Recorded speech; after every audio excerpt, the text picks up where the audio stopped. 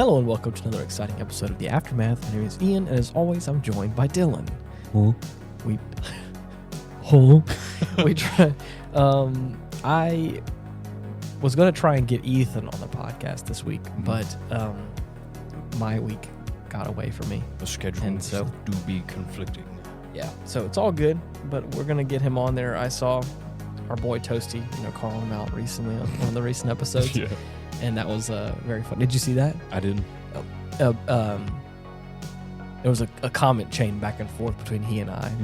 And eventually he says, now you guys just need to get Ethan back on the podcast. Right. And I was like, uh-oh. And I added him. I don't think YouTube works the right or allows me to do that. Like, where you tag him in something? Yeah, because I responded to Toasty's comment, but I tried to also at Ethan, but I went ahead and called him afterwards. And I was like, you got to check the most recent episode because you got called out. And he's like, oh, really?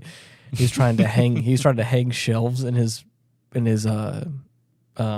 whiskey room to display things or whatever. And it was apparently a pain in the butt with him and a hassle. Him and Cade. And I was like, oh yeah. So just know that I'm trying to get him back on the show as well. And he's also in talks to try and do another round of About Nothing podcast episodes. Yeah. So for those of you out there that are big About Nothing stands, craving a heaping plate of air, a whole lot of nothing. Got you covered. Should be down the pipe. For those of you who have not subscribed to the podcast on whatever platform you're listening to it on, we also have a YouTube channel at Hindsight Studios where you can find all the recent episodes. If you can go ahead and subscribe to that, like these, comment if you wish. It'd be awesome. I would really appreciate it, and I would have a great time with all of you as well. I promise. Don't go making promises. I mean, we have one person in the comments at least that can vouch for me. Mm-hmm. They can say that I at least interact with him. All right. As much as I can. So, anyways, but how's your week been, dude? Bro, I'm fucking. Now stop me if you heard this before. Uh-oh.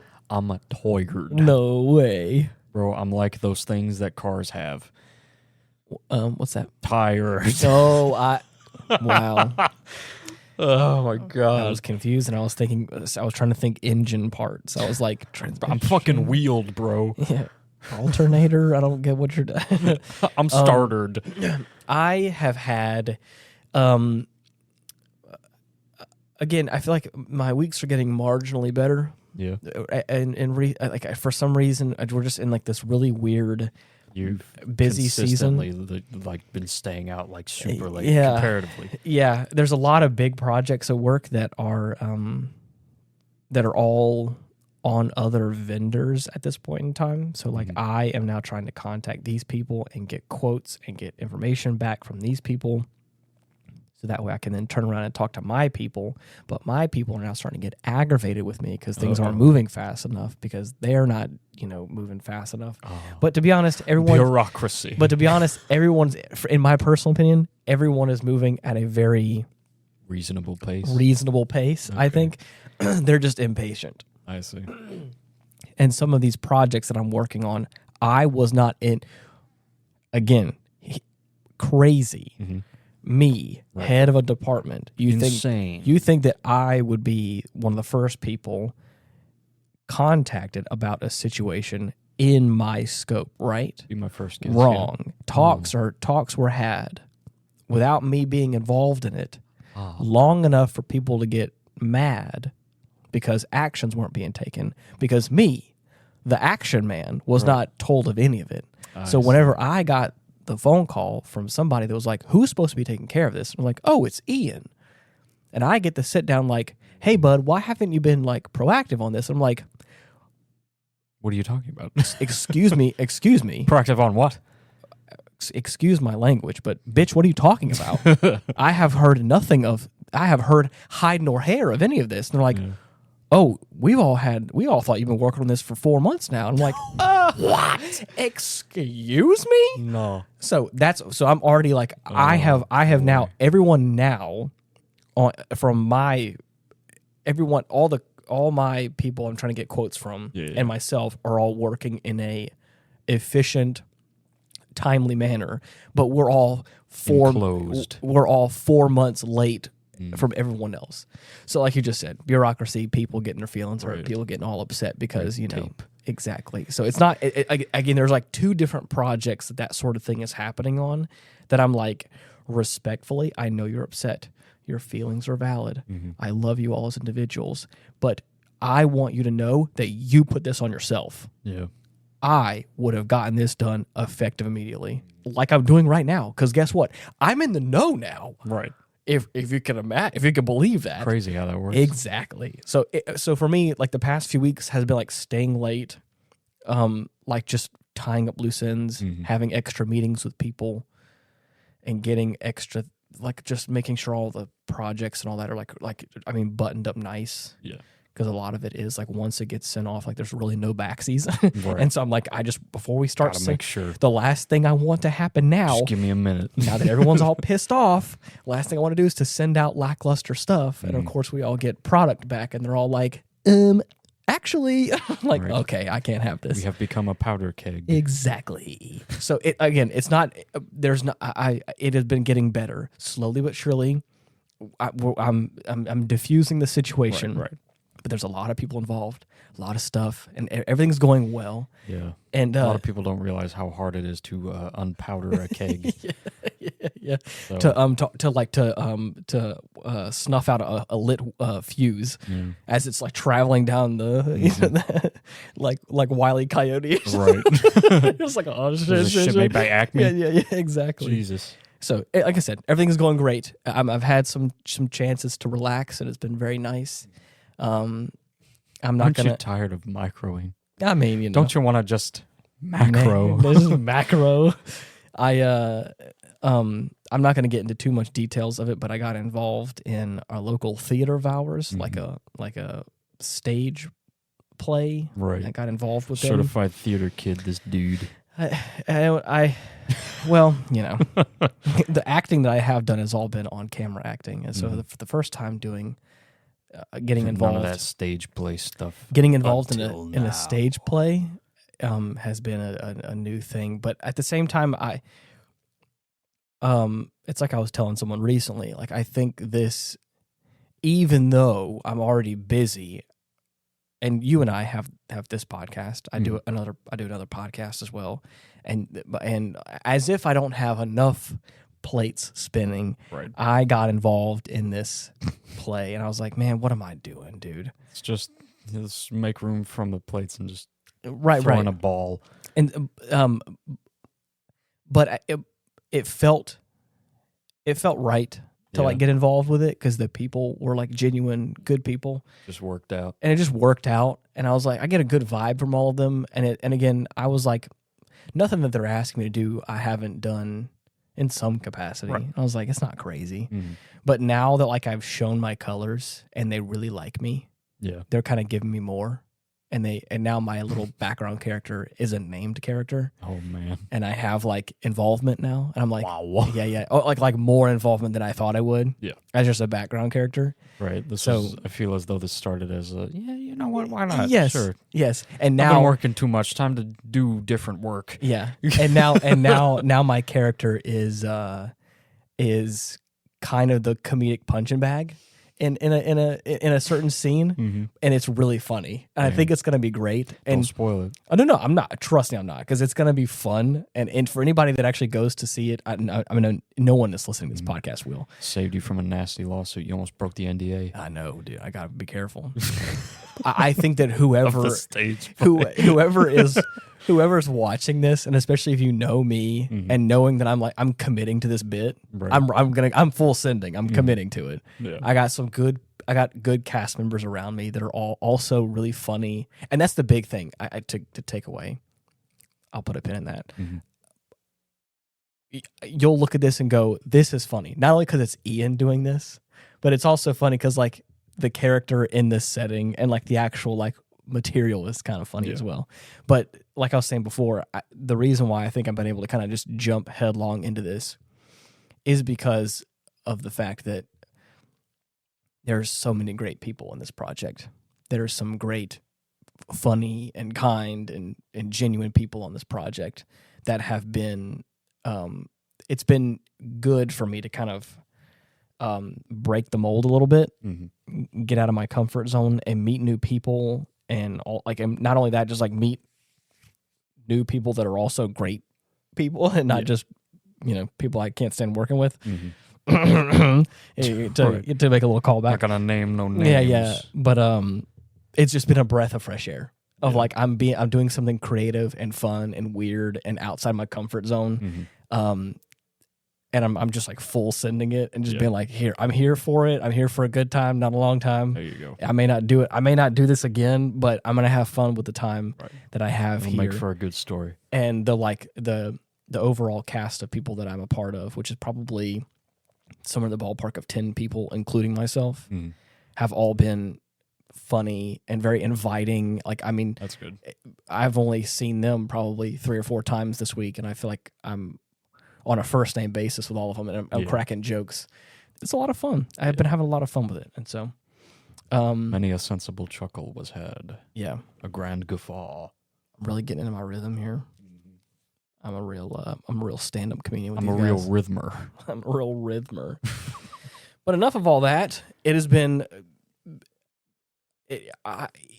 What is it with it? I think it's having to do with the schedule that it always feels like it's been forever. I know. Like we yes. We'll see each other like I think a I've day seen ago, and we'll see each other again tomorrow, and I'll be like, "Where the fuck have you been?" Yes, you know what I'm saying. I called Dylan tonight just to make sure that he was still up and up and around to do the podcast tonight, and I was like, "Hey, bud, I don't think I've seen you in 48 hours." Right. And I live with you, which is crazy. It's nuts. It's crazy, and that's partially because of all the, we're doing the first run of stuff with that play, so it's been a whole lot. There's just too much stuff going on. It's all good. Finally got a pretty almost perfect build for Vassaraga. I've been Really? playing the shit out of Grand Blue again. Okay. I say again like I ever stop. You take brief sabbaticals. Right, every now and then. But I don't know if I told you, but I have been able to get 3 supplementary damage 5 pluses. Yes. 2 of 5 which, pluses? Yes. The long sought after and ever elusive. Yes. I haven't even gotten one, by the way. Just I know, saying. it's awful. The drop rate's fucking atrocious. The drop rate is trash. But I found something that is possibly worse. And it's War Elemental Plus. Oh no. That is the only thing I'm missing. It is the only plus sigil that is not part of my builds yet. But as soon as I get one, if I get one that has a good plus on it, yes, then it'll be perfect. For those of you who don't know, you only have so many sigil slots in that game, and some of the best sigils, obviously take up 1 slot. But in the game, you can have a plus, which has 2 attributes, usually from 2 other 2 sigils. So if you have a bunch of pluses, you basically will have double the amount of sigils. Yeah, it's an entirely separate build on top of the one you have equipped. Right. So again, these top, very illustrious and sought after sigils, if you get a plus on it, that has a good secondary, that of course is, oh yeah, it's peak. It was wonderful.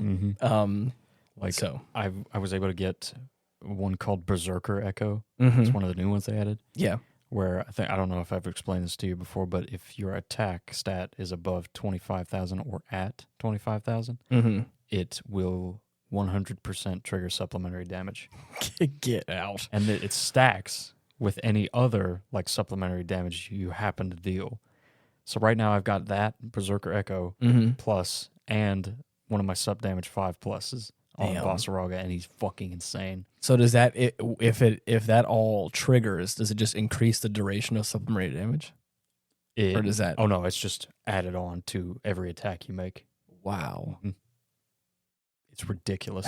That's sick. His basic charged attacks, which already do 2 million and some change, are now up to just about 3 million and some change. Oh my insane. Gosh, dude.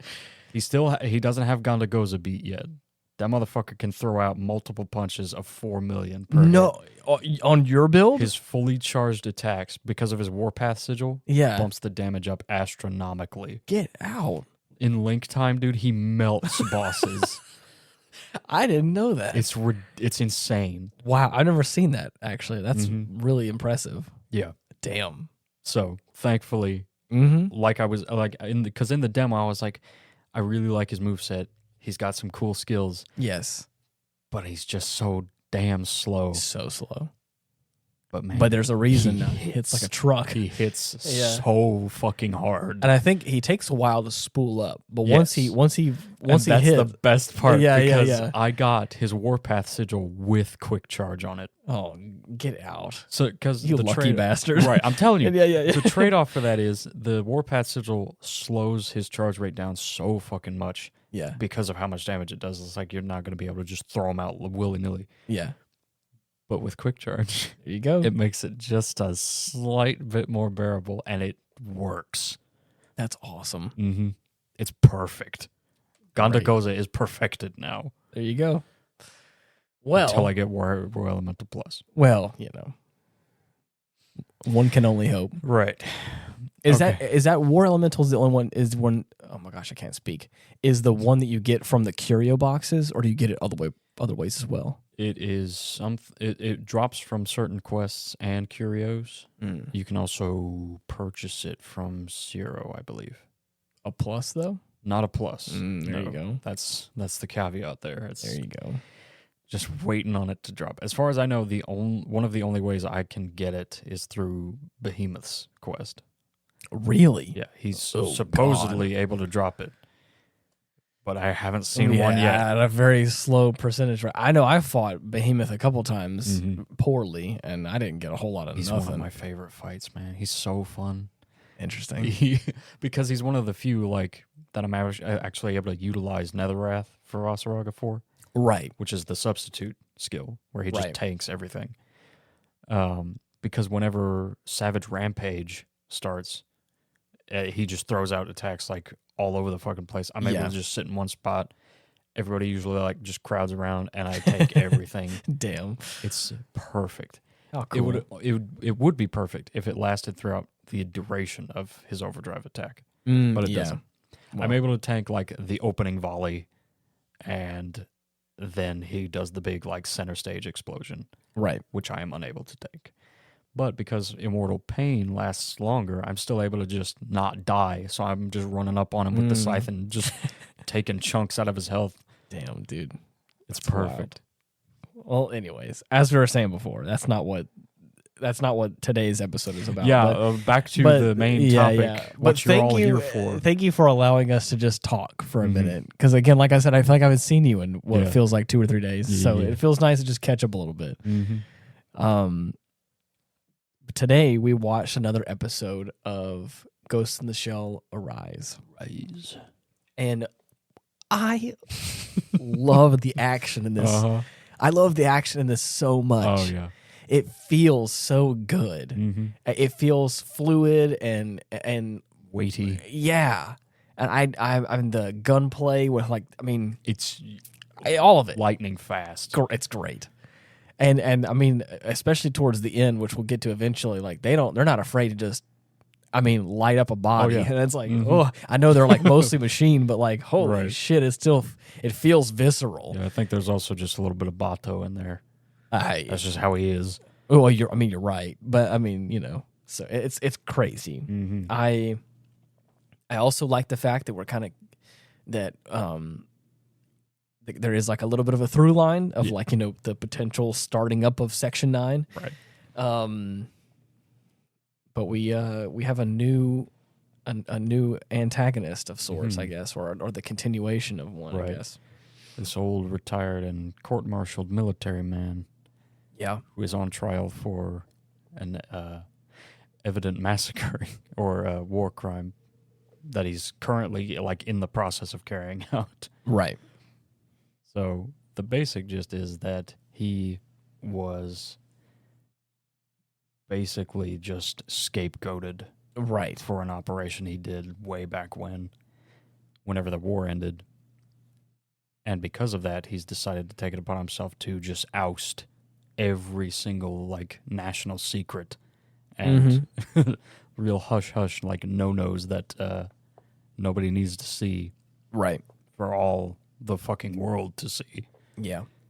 Just as a little gotcha.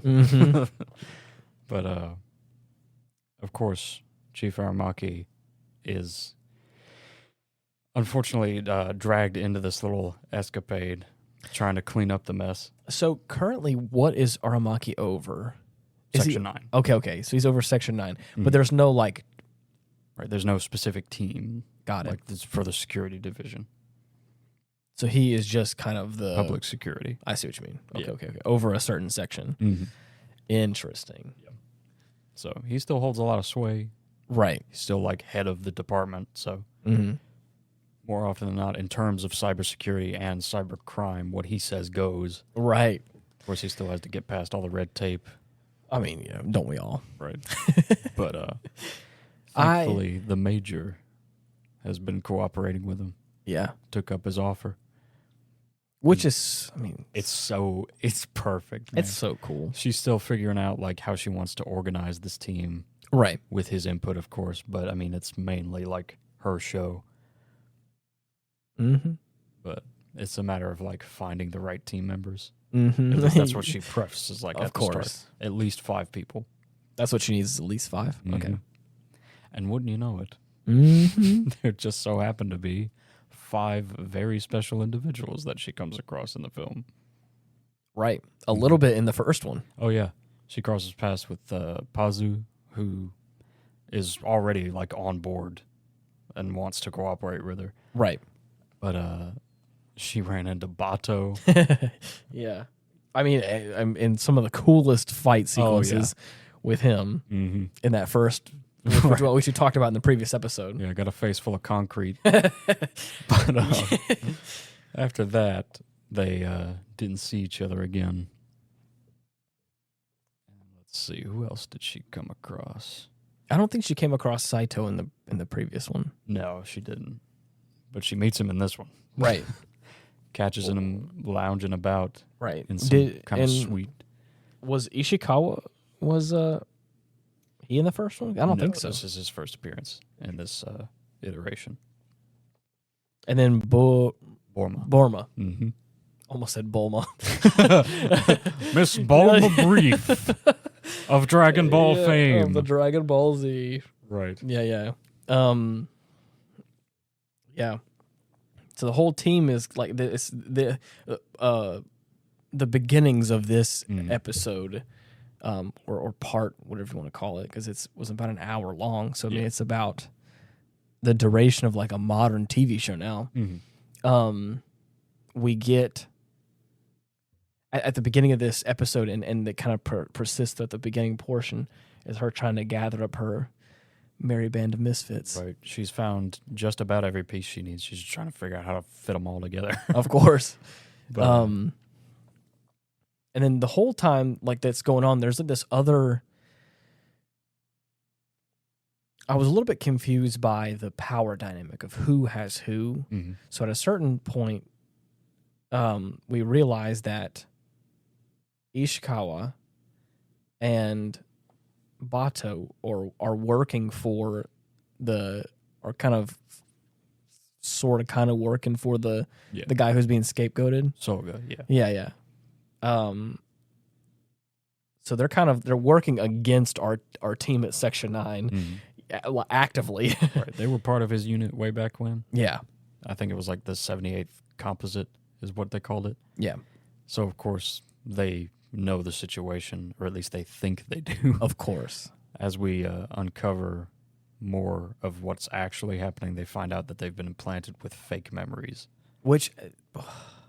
already a touchstone of the series that I am terrified of. Yes. That is a crazy thing. I mean, it is something that if you've ever watched Ghost in the Shell, is like a through line throughout all the different iterations of it. Yeah. It is something that can happen. Is a false memory that makes you think a certain way, or makes you believe that you have a certain thing, a certain lifestyle or not. And right.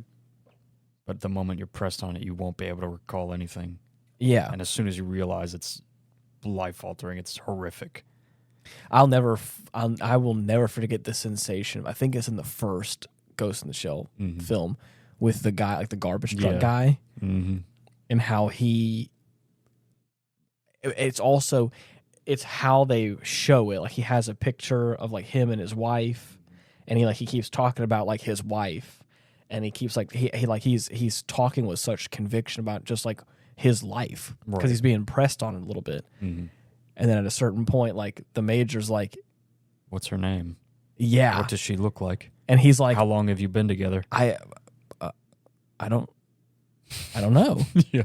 And at that point, she's like, "You've never been married." And then like she's not real. The false memory was taken out, and like the picture is just him or something like that or whatever. And his dog. And I'm like, oh, I don't like that at all, dude. I hate that. It's awful. I hate it. One of the worst things it makes to me do. Because I'm like, dude, it's just it's the simplest thing. The simple security of knowing that what you think is concrete is your truth. And then just to be like, all of that was false. Yeah. And I was like, how long have I been living this lie? Can I go back? Yeah. Oh, this man. make believe life I had with my wife was actually kind of nice. Now I'm sad. Sag. Alexa, play Despacito. Fake wife. Fake wife. Bottom text. If not for fake wife, then why continue? Right. It's insane, dude. I just, man, it's crazy. I dare not imagine. Yeah. I know we talked, this is keeping in line, actually, I think, a little bit with what we just watched in this episode, but at the same time, kind of following a rabbit trail for a second, if you will let me. Oh. I talked briefly last week about the thing that makes me scared or that makes me uneasy the most. Yeah. Makes my hair stand on end. Right. It makes me feel uncomfortable and gives me that little adrenaline rush is when things are just ever so slightly not right. Yeah. When things are, again, if it's just altered reality by a little bit, little liminal space, kind of horror kind of vibe where it's like everything's just a little bit weird, a little bit funky. I started to realize recently that I've been watching a couple of like kind of weird, janky AI videos. Oh God! Where it's like a real video that then like kind of like molds its way into an AI video that like does some like weird stuff for an extended period of time. And I see a lot of the comments, like everyone's kind of like joking about it or kind of laughing at certain things, but like, man, it makes me feel a certain way. That's freaky. And I don't like it. Yeah. I saw one where this like old lady was like holding a baby, like it looked like a grandma and a grandbaby. And like they were kind of moving and laughing a little bit. And then the baby like kind of like, it looks like the AI was trying to make the baby like turn around to kind of face the grandma. Yeah. But like it didn't actually do that. It morphed into itself and it was like facing the direction. and then all of a sudden a face popped up on what was what was the back of its head, and it was just like God. It was like this like big smile Jesus with Christ. eyes, and then it was just and then it like shifted weird, and the baby turned into like a boat or something weird or whatever. It was like something weird, but like not before My Little Morph. not before I sat there and was like, bruh, I don't feel well. Oh man. I feel a bit weird. Yeah. I feel like I just witnessed something that I shouldn't have witnessed. I witnessed the world, like I witnessed some trippy version of reality. I'm sober, clean of mind and body. And I witnessed something that I'm like, I am hallucinating. Right. And I don't like that. What's that old saying? You will witness man-made horrors beyond your comprehension. I think we've hit that point. Oh, bruh. And then I love that the cherry on top of this episode was AI. Yeah. A little bit. I just thought it was Just kind of a wee funny. bit. Just a wee bit. AI in the sense that it's less rudimentary than Of what we have course. now, and Of more course. like solid in the sense that it has become self-aware. Of course. We are introduced to this woman Yes. who shows up out of nowhere and helps the major, named Vivi. To kind of tie it That's her back code name. to tie it back in, whenever I said there's like 3 factions at play here. We got like Section 9 with the Major, Batou, and Ishikawa with Soga. Sorry, thank you. And then we got this Vivi girl with like who kind of is like feels like this other branch that kind of comes out of nowhere. Supposedly special forces from a different country. Yes. Yeah. And she feels pretty trustworthy to begin with. Right. But I always felt a little uneasy about her. I was like, yeah, she just feels kind of suspicious. Just don't know if I like and you. I mean, she's intentionally vague under the guise of course. that, like, I'm a special ops agent, I have to be secretive. Right. But it's a little more than that. Yeah.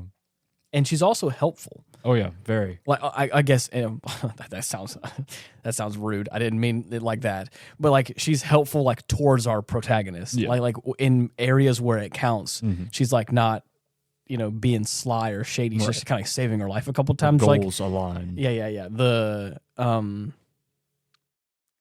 how'd you put that?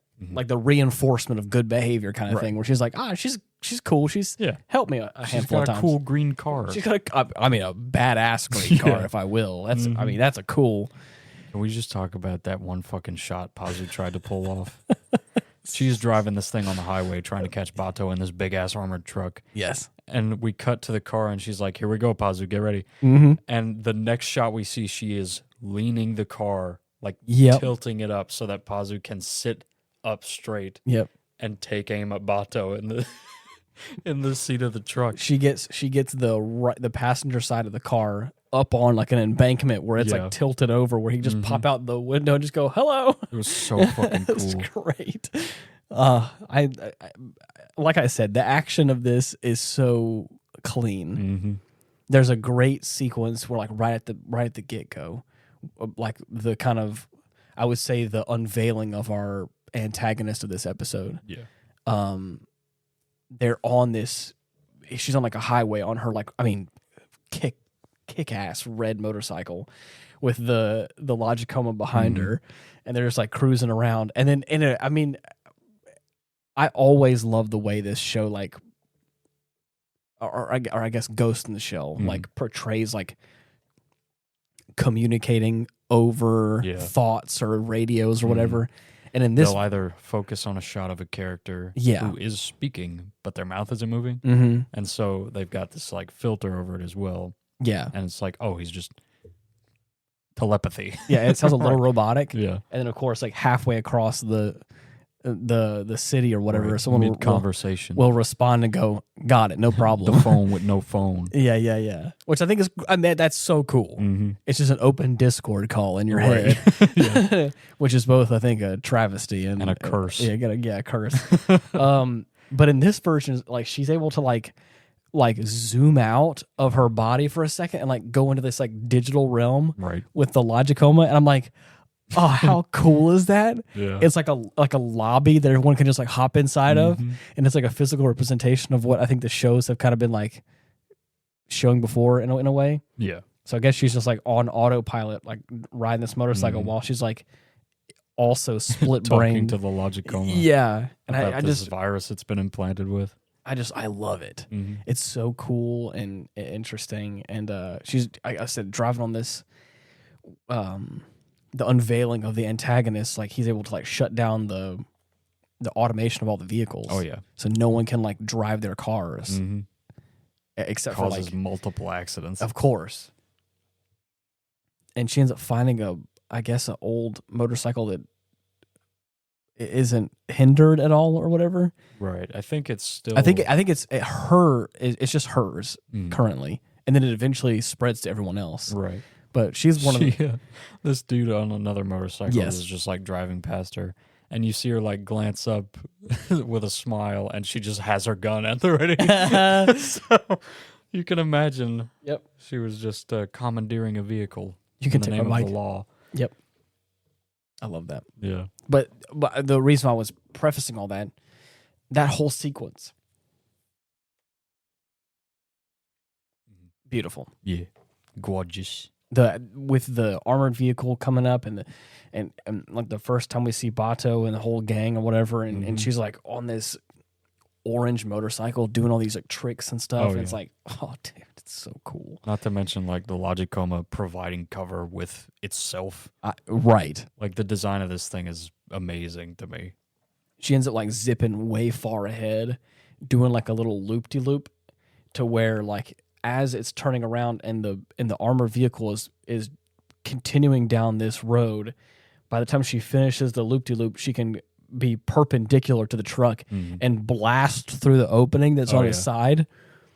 And I mean, she rocks this dude's shit. And then like there's this like awesome moment where both Batou and her like notice each other, both have pistols at the ready, and then I would think that they both like intentionally kind of missed, but maybe I'm wrong. I'd like to believe so. But they both they locked eyes long enough to go like, hey, yo, what? Wait a second. What are you?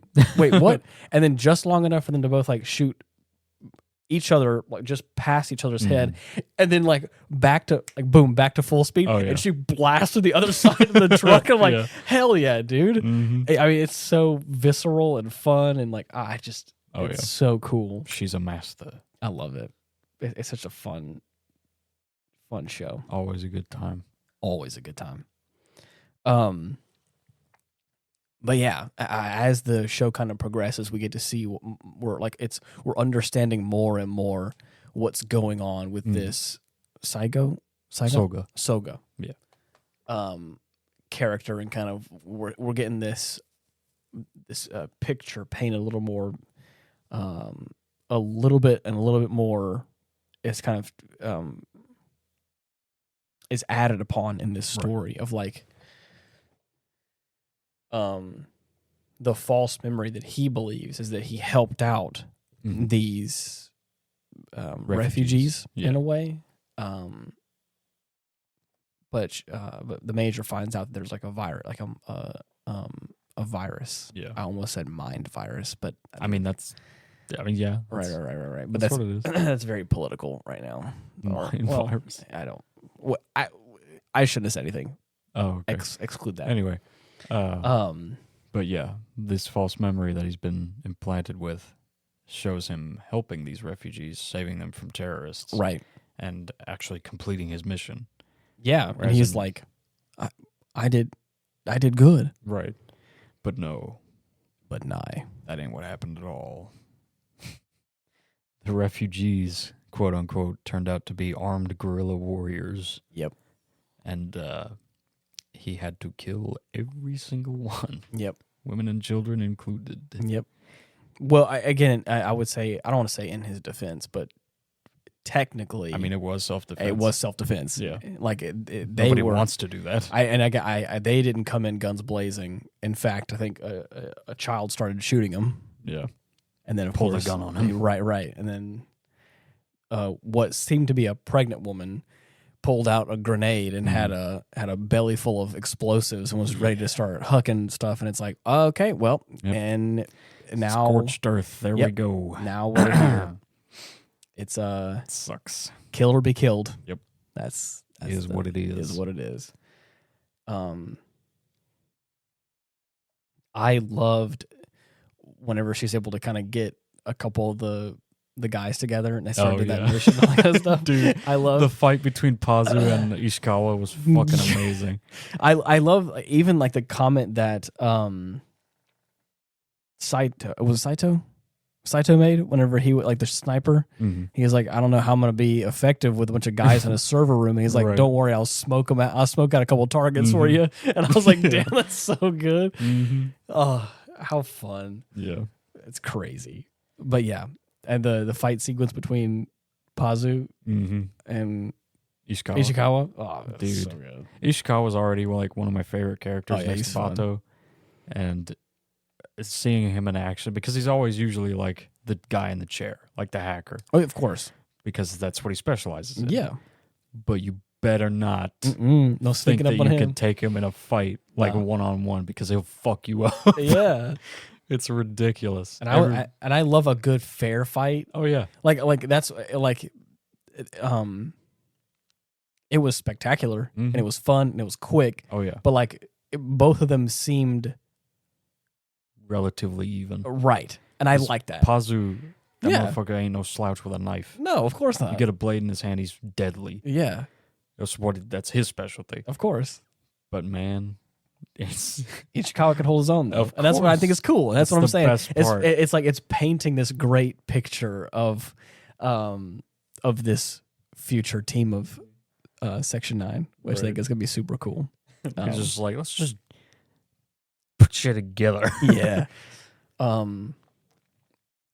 the Major's able to come in and, of course, wipe the virus out of Ishikawa's mind. And he's like, hey, yo. What the fuck? Yeah, what's going on? Yeah. And then now, of course, that kind of puts that next puzzle piece together that like, okay, He's now on the level. Now we can kind of move forward with Mm-hmm. the other goons. Yeah. So Batou being kind of chief among them, right. at least in my opinion. Mm-hmm. So, yeah. Definitely the second in command, I'd say. Oh yeah. But man, everything shakes down well enough. Like once they get going and they get Borma on their side as well. Yeah. But man, this highway chase, absolutely insane. I'm telling you, that's why I said right at the top of this discussion, because it was actually technically at the top of the episode, the top of this discussion on this, the action is so good. Every time there's like not only, I think it's also the music is beautiful and it really solidifies that. Mm-hmm. There was also like kind of a creepy track they had at Yeah. one point in time that was like really good. Ambience. They kind of helped paint the picture of like the kind of mood that was going on in that moment. But like I think it's a mixture of that, the sound design and all that. It just the action feels. Maybe I'm just in dire need of some real good action clips. Right. Perhaps it's just been a while since. I think it has been, but that's the one thing I'm noticing. Like obviously, it's a beautiful looking show. Oh yeah. But to like see this like snappy futuristic stuff and it's all like cool See and everything. a bipedal tank. Oh my god! Take on dude. a spider tank, dude. It's Hell yeah! it's I'm here wonderful. for it. Mm-hmm. I love it. It's what I live for. Of course. So yeah, but with all that being said, we get like our second on the road chase, and it's Saito has been convinced by Batou to aid him once more right. with the offer of a triple share of the money they received from the government. Yeah. So of course Saito's like, yeah. Yeah. He's also I think an impulsive gambler. Right. So Yeah, this feels like I don't know, I'm so used to seeing Saito in Standalone Complex where he's still like super put together and on the level. Okay. Yeah. But still has those like tendencies. Like you'll see him playing cards with some other like policeman or with the Tachikoma. Yeah. And, so that's like, I'm sure that's like a little nod to like just a little quirk he's got. Right. But that's in his later years whenever he cools down. Yeah. This is his early After years. the Major gets a hold of him and just knocks some fucking sense This into is him. when he's still rampant. Oh yeah. Yeah. So once they encounter him on the highway again in a Right. fucking helicopter, the Major pulls out a rocket launcher I mean, and takes him down immediately. it's like I had the ultra instinct ding in my head happen whenever because I mean it's instant. because like on sight. Mm-hmm. The funny thing is I never at no point have I ever seen during this chase that I see the Major have a rocket launcher. Oh yeah, But I know that she is on the Logicoma, which has a weapons case. Exactly. So it's not a surprise. There's probably one in there. Oh yeah, but it's got the full loadout. But at this point in time, we see We've seen we pistols, see we've seen rifles, Saito has a sniper rifle, and he's in the helicopter, and she's like, "Yo, what the hell? Why are you shooting at me or whatever?" And he's like, "Hey, they sweeten the pot. Sweeten the pot is what it is." And of course, he like scopes back in, looks over, and then he's staring down the barrel of a bazooka with the Major at the other end, going, "All right, Here you go. damn this is what you get. Saito." How's this for a payout? Oh man, he misses it, of course, but she does not, and the whole helicopter goes down. Oh yeah, And for a second, I was like, "Oh, he's dead," right. but apparently not. It's like nah. Nah, he'll make it all right. Mm-hmm. He'll After seeing him in action, she's like, I gotta have this motherfucker. It'll buff out. It's all good. He's a member. Yeah, Bona fide. He just needs some discipline. Yeah, he just needs to whip it in shape. Right. So once that's finished, all that's left is Batou. Yeah. And it.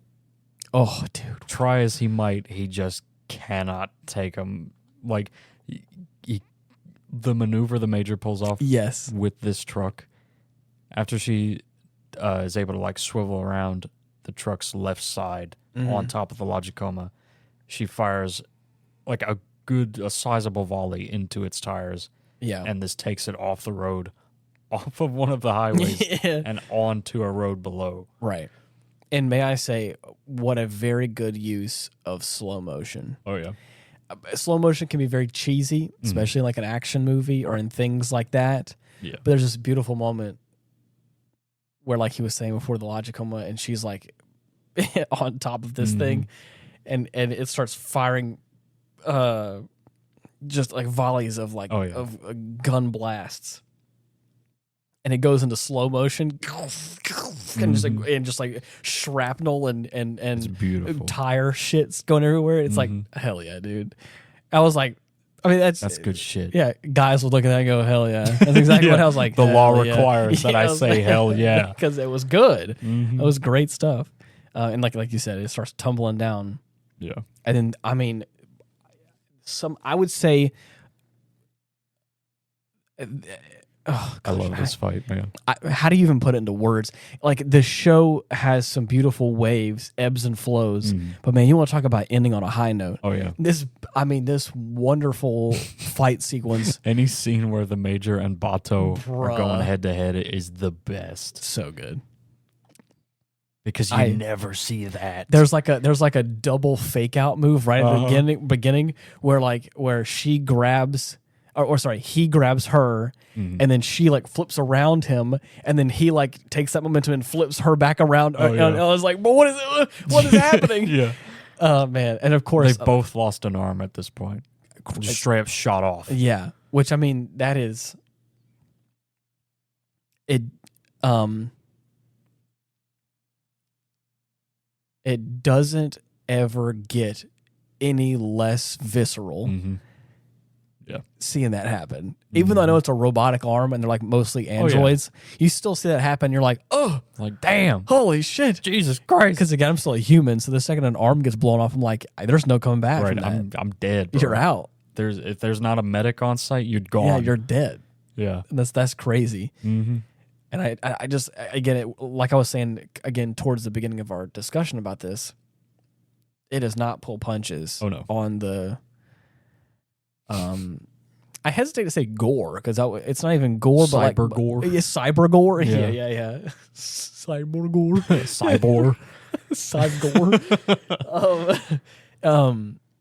Yeah, it doesn't pull any punches with it. It is. I mean, there's a moment where during that fight, Pazu like has the gun. And he starts just unloading a magazine on Batou's leg.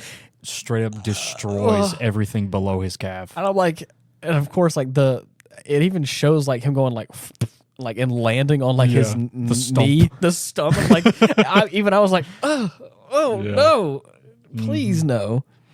Yeah, and then we get this interesting moment where the aha moment of it all, the revelation kind of comes out. The Major pistol whips Batou, and he's like, "You're too late," and she's like, "No, everything's shut out." Right? Yeah. So she hooks into him, gets rid of the virus, explains the situation. Yeah, and of course he's devastated because apparently that memory was one of the only things that reminded him he wasn't just a tool made for killing. Yep. Which is weird to see that kind of mentality from him because at most he seems pretty like unflappable. Right. Like emotionally and mentally. But that shit hit him hard. Right. Understandably. He doesn't want to believe that that's all he is. Right. So, of course, he's able to... the Major's able to get in touch with Soga. And once he finds out... oh, dude. He gets up from the chair that they've got him in, like the court, and he's just straight up kills one of the I think he's a know. vice minister or something like that. Right. He's one of the guys that kind of, I think, initiated this whole thing. The kind of is the reason he had been incarcerated. exactly. So he pulls straight up that Glock domes out him. Twice, bow bow. Right. And of course, by the time he's progressed as much as he has, he Yeah. can't stop the upload of all the info. Right. So, of course, the only way to stop it would be to self-terminate. Yes. And he does the deed. Ooh, man, right there. And again, I'm telling you, once that match is struck in that fight sequence with Batou and the Major, I mean, it's just like bow, bow, bow, bow, bow. Like, I mean, like nonstop. Like, it's hard. Like, I'm like, everybody stop. Yeah. Yeah, because he ends up, like you said so aptly, self-terminated. Domed. Right in his noggin. And I don't even know where to begin. Like at that point, you're like, okay, like now. Right. Crisis averted, but at what cost? Right. And then surprise, everyone's like, wait, there's still stuff going on. Yeah. There's still action. VV. And there she is. Yep. After trying to figure out what the deal is with this program, VV restrains the Major using her logicoma. Yeah. And explains that she's an AI. Right. Who's trying to figure out what caused it to become self-aware. Yikes. And evidently the Major is the key to that, or at least something she can use. So, as she's like slowly moving towards her, the Major throws out an attack barrier to try and fry this thing. Right. But of course it doesn't work because it's an AI and the body it's using is just a shell. Right. A ghost in the shell, if you will. Anyway, before she gets too close, Batou grabs the gun mounted to the logicoma. Excuse me. How dare you? I've got my comas mixed up, all right? But he just pulls like a manual trigger on that thing and sprays this creature. Yes. And just disables it entirely. And I mean, it has no limbs by the time he's finished. Right. Talk about it domed. Yeah. Half its head's not even there. I'm telling you, dude, like the only word I can say is visceral. Yeah. But even still, brutal. Metal. Rock. Like because of like just it's laden with bullets, and as you're watching it, you're like, my God, man, it is so crazy. And then the interesting discussion that happens after that is where she says like, my ghost told me, whispered it to me, and like the Major was like, ghost, and so like, is this kind of the beginnings of that, like the idea of a ghost in the shell? Oh, is that right? Okay, I didn't know. Maybe a little bit. And of course, after the dust settles and everything, Batou's in captivity. Right. And he's apparently one of the last people she's coming to see. Right. So she scouting walks. For the organization. I love how effective this conversation is. It's so quick. It gets straight to the point, but it's also, it has so much emotion in it, for me at least, because of all of like the stakes. You got Batou standing there, or actually sitting down on the bench opposite the kind of cell block doors that are open. Major walks in and is like, it's going to close in 5 minutes. Decide before then. Either you stay here and you become a prisoner, sentence, blah, blah, blah. Or you can join my team. Join my squad. Yeah. And he's like, what did he say? Do you do this to every person you've had a shootout with? She's like, no, only the ones that I, what did she say? Only the ones I know that are skilled in a certain thing or whatever. Right. Yeah. But it's like, it's fun, it's quippy, but then like. And then it hits. And then it gets real. And he's like, I think can you really erase these memories? She says like, I can give you some sort of purpose to where you're not just a dog. Right, I can give trained. You memories of being more than a killing machine. And it's like, oh, that's so good. That's so sweet. And then and that's the seed that I think was planted for him to ask that next question of like, do you think you can really remove these memories? Because she kind of mentioned it back at the shootout or whatever. So whenever he asks, it's like, ooh, it's on his mind. Mm-hmm. And she's like, I could try. And then proceeds to walk out. Yep. And then the hardest thing, like the hardest scene ever, is like see him get up. Yeah. And then it cuts to a shot of the empty cell. Yeah. And then the doors close. Oh, dude. It's perfect. It's so good. Mm-hmm. I was like, wow, how that's badass. The team is assembled. I just love this. Mm-hmm. I'm super excited, and I'm so glad we started this. Oh yeah. I told you whenever we started the episode, like watching the episode before we recorded, I was like, man, this is really scratching a Ghost in the Shell itch that I didn't know that I had right now. Mm-hmm. Like, I know I've always loved Ghost in the Shell. It's been a while since we watched any of it. But man, I was really excited to watch this episode. I was really looking forward to it. And that's been fun to go back to that. So anyways, anything else you want to touch on? No, I think that about does it. I want to try. See, the funny thing is I had all my touched on subjects at the first half of the episode. Yeah, you're right. But give us some credit. First quarter. Right. See, we'll see whenever you're editing. See how much that chunk is. It's good. But yeah, I'm gonna try and reach out to Ethan again at the top of next week and see if he can't come out for an episode. See what he's got going on. People, they crave him. Yes. Even if he is wacky and hard to get a hold of. I miss him. We also, I want to get John back on here. Oh yeah.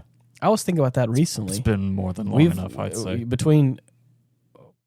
been two. Has it been 2 or 3 instances where it's just been you, me, and John? I think it's been 3. Just about, yeah. I think 3 different occasions where I think it's been you, me, and John hanging out all together, and I was like, man, we haven't got old John back on the podcast again. Oh yeah. Not sure he's interested, but if you're listening, buddy, you're always welcome. Yeah. We got to get our guest list. We got to get Kobe on here. Oh, bruh. It has been so long. Are you doing anything Saturday? I don't, because I think I'm off this Saturday, actually. Love that. I don't believe I have anything to do Saturday. Mm-hmm. And it would be nice to try and invite him out. Even just for a little bit. I just want to sit down and talk with him. Yeah. I mean, I want to watch Dragon Ball. Oh yeah, with him, of obviously. Course. But like, I just feel like getting him on the show and just be his comedic self would be 10 out of 10. Oh yeah, perfect. Beautiful soul. I love that guy. Mm-hmm. And all of you guys out there as well listening. I love you too. I appreciate you guys for tuning in to this these weekly shenanigans and listening to us ramble. Yeah. We know it isn't easy. We tried a little something different apparently, where we talked about things at the beginning instead of the end. So I mean, let us know how that is. That was, I think, a little wasn't really planned. That just happened. There's no structure. There's no structure here. We can do whatever we want to do. Yeah. And right now I want to sleep. Yeah, I'm pretty tired actually. Yeah, it's been. I'm hungry too. There you go. Had a little bit of food before we watched the episode, which was nice. But yes. Mm-hmm. Thank you as always for tuning into this wacky show and supporting it in whatever way you can. The big thing recently, like I've been talking about, we got the YouTube channel. You can go to the search bar and type in @Hindsight Studios, and you can look at all the episodes there, listen to them, and give us a like.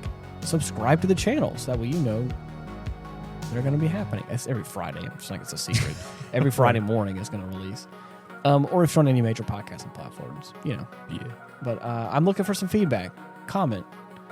Let me know how you like it. Mm-hmm.